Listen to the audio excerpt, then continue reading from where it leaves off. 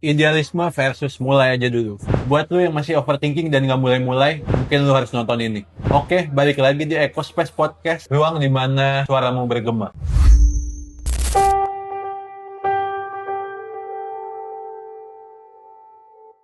Oke Sam, jadi kali ini kita bakal bahas tentang idealisme versus mulai aja dulu. Nah, jadi fenomena di antara Gen Z sekarang itu kebanyakan mikir tapi nggak mulai-mulai. Jadi idenya ada tapi implikasinya nggak pernah ada gitu. Eksekusinya selalu ragu untuk memulai. Nah, menurut lu salah nggak sih kita memiliki idealisme dibanding eksekusi terlebih dahulu? Kalau menurut gua nggak ada yang salah karena perlu juga kita punya idealisme, tapi saat kapan porsinya lebih tinggi gitu. Kadang-kadang itu yang perlu kita pilah dan kita pilih. Contoh, untuk menikah kita perlu nggak idealisme? Tentu sangat perlu. Tapi untuk makan saat kita lapar, apakah perlu idealisnya tinggi? Enggak juga. Artinya eksekusi yang lebih dibutuhkan. Nah, di situ.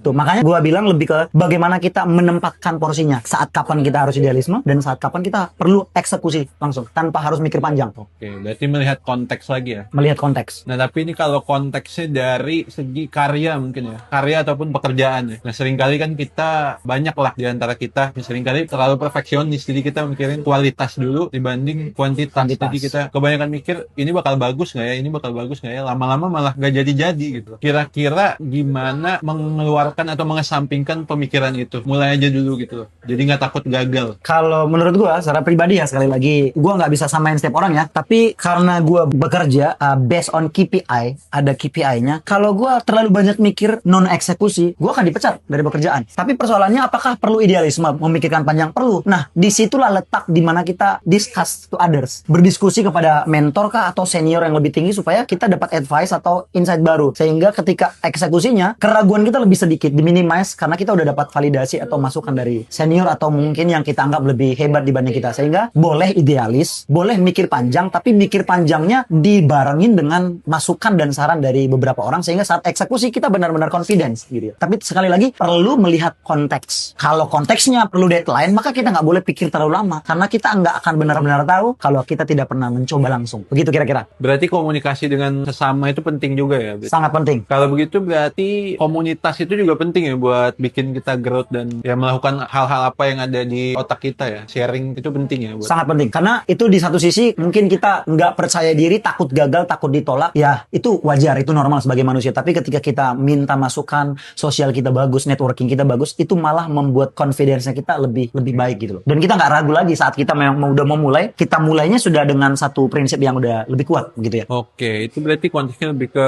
relasi sosial juga ya. Nah, gimana nih Sam? Menurut lu kalau orang tersebut nggak punya siapa-siapa, misalnya content creator